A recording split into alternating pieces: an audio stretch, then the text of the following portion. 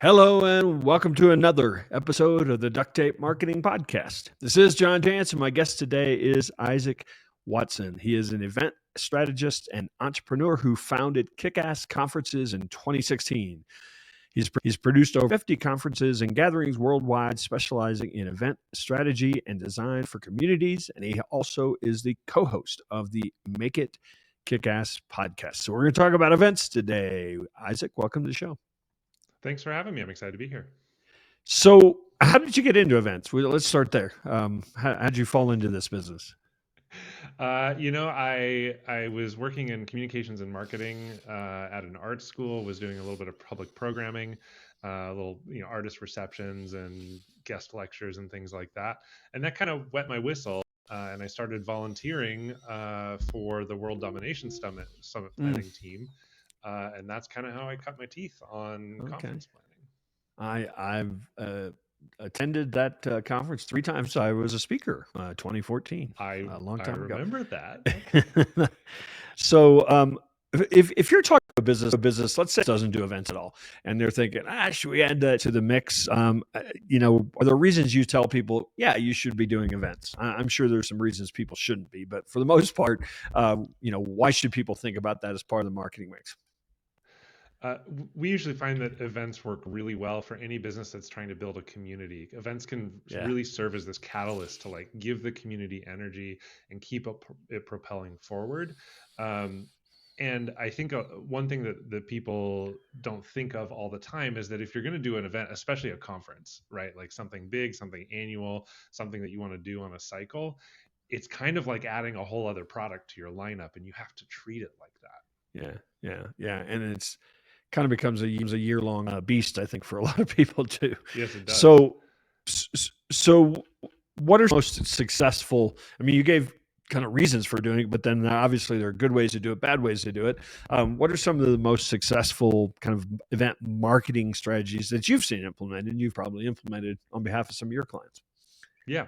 For event marketing, we always like to think about it in 3 phases, and it's a cycle, right? Especially for an annual thing, you have to keep repeating it. So you have to focus on your pre-event marketing, where you're actually communicating everything that you're going to deliver for your event to people. Then you have to focus on your intra-event marketing. So while it's actually happening, how are you continuing to market that event, both to the people who are there, who have chosen to attend, and to the people who aren't there, who are looking from afar, right? Because you're helping sell that for the next time. And then you have to do phase 3, which is often something people forget about, which is post-event marketing, recapping everything that you've done, prepping people for the next time around, and keeping that cycle rolling forward. Yeah, you mentioned WDS, which is no longer around, but I mean, you did, maybe if you were involved in it, a great job of. I mean, I think 60% of the next year was sold out, before the thing, ended the year before. Absolutely. I mean, that's a pretty fabulous way to build momentum going into the next year. So I'm about ready to stop mentioning the word COVID on my show, but darn it, it's coming back. How did it change the landscape of your business? I mean, you worked right through it, right? So what is? Yes. And I don't need to hear how you adapted. I'd really rather hear more kind of where are we now? Has the landscape permanently changed?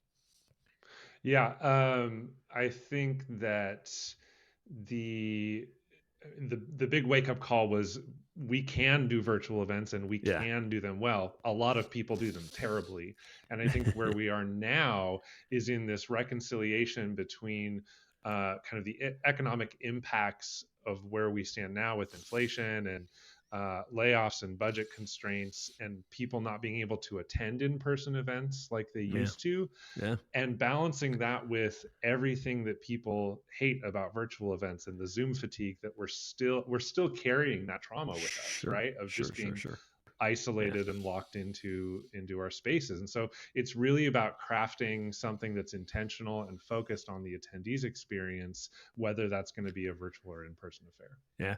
I think in the very beginning, people were just happy that we could get the technology to work. And so that 10 people could talk to, at one time. Right. But the bar's really been raised, hasn't it? I mean, people expect, engagement. They expect technology that, that works and works for them. Hmm. And so it's really made it harder for somebody to just go, oh, these virtual events are free, I'll just do it that way. Yeah, and I think what a lot of people haven't realized is that with the tech boom that came through all the virtual event production, Right. costs for that have skyrocketed too. So if you want to do a really good hybrid event, for example, which a lot of people were really interested in doing last year, it turns out those are really expensive to do Yeah. well, and they Yeah. take a lot of effort and a lot of planning. And so a lot of people are just kind of recoiling and backing off from that concept and trying to figure out how to do something a little simpler and a little more budget friendly. Yeah, I did one, a hybrid event, and I learned, from the AV company, that it was twice as complicated for them, to Yes. produce, rather than just turning on their cameras and go for it. It was way more complicated and consequently way more expensive and a lot more considerations, logistics. Are there some technologies that specific tool, software, things like that that you recommend to businesses these days? We don't, because Okay. our focus is always on strategy first. And there are Okay. so many different tools and options out there that we want to figure out exactly what a client's needs are for their particular event before we go shopping around for a platform or even an in-person venue or a Yeah. city to host something in. Yeah. So we're always looking at the needs first and then finding the tools that fit within that. So talk a little more about that strategy component, because that's certainly, we are a marketing agency as well. And that's our motto. I mean, it's strategy first. People hire us to do strategy before we'll ever take a look at their website. So talk me through a little bit of how your process then because I'm sure a lot of people will say, oh, we got an event, we're going to have people going to showcase this. And it's all, what are all then they start asking, like, should we do it? What's the technology? Right. So tell me a little bit about your process for getting to the heart of an effective strategy for an event. So we always like to look at three components that all work together to be able to produce something that's really, really great. First of all, you have to have a community behind what you're building. A Right. group of people who is engaged, who is ready to take that next step to connect with each other through some sort of event. You also need to look at your resources, and that's everything from your team's capacity, the Right. time, every other product or service you have on your docket, and even your budget. And then the third component is that event vision. Hmm. So if you can balance your vision and kind of temper that against the community you've built and the resources you have available to you, then you can create something within that balances it all and that works well together. So talk a little about you've mentioned the word several times, community, and I think a lot of people think in terms of, oh, I have this online community that likes to get together, and Hmm. now they want to do an event, and a lot of events have certainly, I think, at social media marketing world, content marketing world. I mean, those came from those types of communities, but I mean, community can be your customers, right? Or it can be people that you want to turn into customers, can it? It can. The first question that I would ask someone to ask themselves is, do you actually have a community or do you have an audience? An audience Right. can Okay. turn into a community, but it does not always one to begin with. In my book, a community is a space where the people who are gathered around your product, your service, your mission, whatever that is, they have the opportunity to share with each other, to give feedback to each other and support each other. So you've created a space where they can then form relationships on their own and support each other in that way. An audience only would be a one way, like, this is Yeah. my Yeah. marketing, I'm talking to them, top down kind of situation. And that's Yeah. a little bit different. That's where you get into like sales events, for example, Yeah. right? Yeah. It's really Yeah. just about marketing your product or service as opposed to creating something that meets your audience's needs. Do you obviously you help somebody develop a strategy, you help them put the event together. How do you measure success? Do you have a set process for that, or is part of the strategy to with KPIs? Early on in the strategy process, we identify what our attendee goals are. So we work to deeply understand what the community's needs are, what they're hoping to get out of whatever event we're trying to design for the client. And then we carry that through into our post-event surveys and into anecdotal feedback and the more qualitative experiential stuff that we gather as we're producing it. All of that comes through the end of our process with some reporting back to the client that says, okay, obviously we want a great net promoter score, and we want to know who the most successful presenters were, but we also need to know how the attendees have resonated with the event and with the other people that they met, and that's much harder to track from a data standpoint. So we have to rely on more qualitative sources for that. So this is one of those that you're going to say, well, there are lots of depends, but yes. I think a lot of people focus when they do events on, you mentioned the presenters or, the topics that are going to, the run of show from, who's going to speak next, that kind of thing. How important are the other things like the food and the breaks and the entertainment and, all the things that are not necessarily core topic? They are all important and they have different weights. But I was just talking to someone the other day about how a bad food experience at an in-person event can destroy the vibe, right? Yeah, I went to an event a month or two ago where they ran out of coffee in the morning. And it was like, faux pas, right? You don't want to do that, because then that's all people can think about. That doesn't mean you have to go investing $400 a day into catering, but you have to make sure that every component that you're crafting, this whole experience is a multisensory thing, and that matters to the attendees, and that's going to have an impact. So I probably should ask this earlier than now, but there are different types of events, right?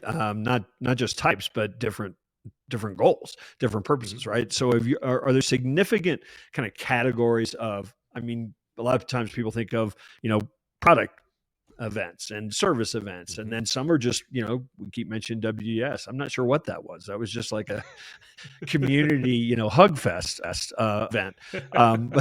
But are there definitely, do you kind of look at, like, is that like check box number one? Like, what type of, event, what are the goals of this? And based on that, it's like, well, we have to go down this path.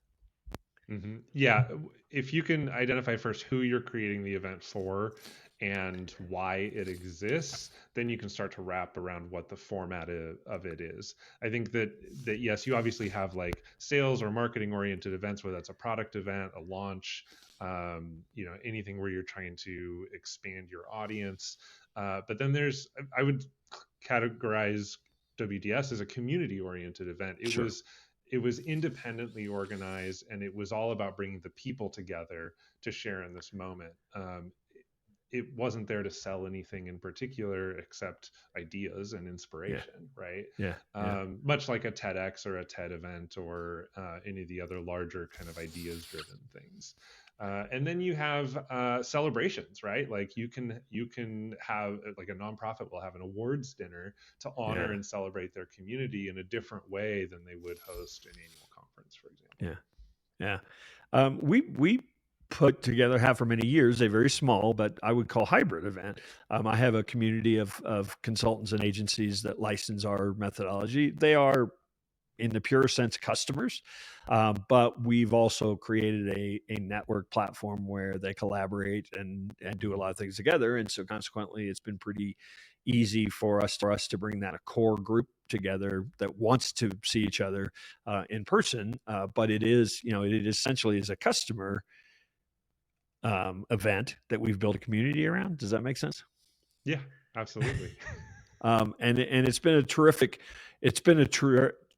retention tool, quite frankly. Because that's how we view it. In fact, we lose money every year on the actual event because we charge a small ticket price, but people stay because of it. Yeah, we had a client, as an example, similar to that. A couple of years ago, they were a design prototyping startup, and they had created these tools and had this growing user base that was global, that had really formed community around themselves. And they wanted to host a conference about the industry, not necessarily about their product or their tools that they were making, and bring those people together. And that was the perfect example. They were customers, yes, but they were also a community. Yeah.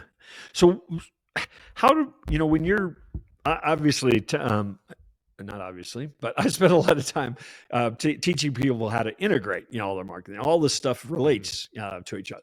But I think that there is a tendency for people to think an events like this totally, out there thing, one off, almost. Mhm. How do you get people to think in terms of the event integrating with everything else they've been doing, particularly when it comes to marketing? Part of that comes through the resources aspect of the strategy work that we do up front with our clients, really looking at like what's on your upcoming calendar, what products and services are you Yeah. releasing, do you have new features, do you have new um, whatever it is that you're coming out with. I think the other piece that people are often surprised at when I start engaging on strategy is I want to know everything that there is to know about how your business works. Yeah. Because if I can understand that, and then I can understand everything that there is to know about your audience and your community, then I can start to craft something that fits within that truly integrates with everything else that's going on in the business and supports that. Yeah.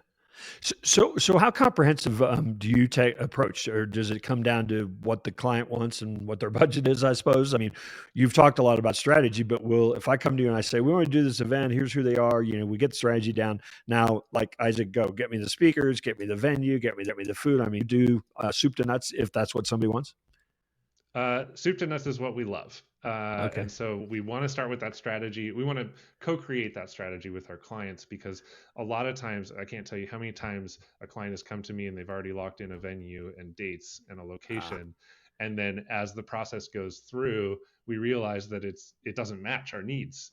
And yeah, we yeah, have yeah, to figure out how to pivot around that, yeah, right? yeah, So we always want to work with the strategy first and then carry it through. Now, we also do one-off strategy. So if people can come to us and say, "Hey, we're thinking of an event. We need kind of the concept and the preliminary design done," and then maybe they have an in-house team that can actually execute on the event, or they have another relationship with an event planner who can actually do the implementation. Great, they'll run with our strategy and use that to their advantage. yeah. So, where do you suppose the term "soup to nuts" came from? I'm gonna have to look that up. Couldn't get past that. Look into the future. I mean, are you telling people here's some of the trends that you need to be aware of, or here's what's coming? I'm fairly trend resistant. There's a Yeah. lot of Okay. talk, especially within the industry and especially with where we are post intra pandemic, whatever we were calling it these days, about what's next. To me, if you can lean on your strategy first, that strategy will be valid regardless of where the industry is going. It's about figuring out how you can actually implement that in the moment with the group that you're doing it for. So taking that kind of trend agnostic approach. Obviously, when it comes to choosing entertainment or specific activities, there are trends in what people are into these days, right? And we'll Yeah. follow Yeah. those. But from a core design and implementation standpoint, there is no trend that's really going to affect how we do what we do. Well, I'm going to uh, break with you there and make my own trend. You know what I'm seeing a lot of? I'm seeing a lot of desire, at least. I don't know that necessarily everybody's putting them on. I'm seeing a lot of desire for smaller, more intimate, more personal events. Not the Yes. 3,000 person thing, but the 50 people who are very passionate about a certain thing. And in fact, when we start going back to in person events, post pandemic, that's who's going up. It's like they so desired to be in that room with Mhm. people that they were really passionate, kind of on fire group because, they went against the odds and did so that, a lot of people weren't willing to do. And I think a lot of people are pretty hungry for that. Yeah, I would agree wholeheartedly that these shared, more intimate experiences are more highly valued these days, Yeah. especially because people have a lot more scrutiny around how and where they will spend their time and Right. energy. Yeah. Yeah. I think that kind of knee jerk, oh, we have to be at these 5 conferences, and we have to send our whole team. I think those days are probably over, Yeah. because I think people realized, wait, nobody died. We didn't send people. No, we're still here, right? So I think Yeah. now you're absolutely right. People are saying, if I'm going to invest that, it's going to be worth it. Yeah. Which, quite frankly, ups the game, certainly, or raises the bar for people putting on events, doesn't it? Yeah. It certainly does. Yeah. All right, Isaac, I appreciate you taking a few moments to stop by the Duct Tape Marketing Podcast. You want to invite people where they could connect with you and find out maybe a little more about Kickass Conferences there. I said asked 3 times in my show. And you didn't even have to bleep it. So we have our podcast called Make It Kickass, which is all about building great experiences for communities. We have a new season coming out in September, and have a lot of great guests on board for that. You can also visit our website at kickassconf.com. Awesome. Well, again, I appreciate you taking a few moments to stop by the show, and hopefully we'll run into you out there on the road someday. Sounds good. Thanks, John.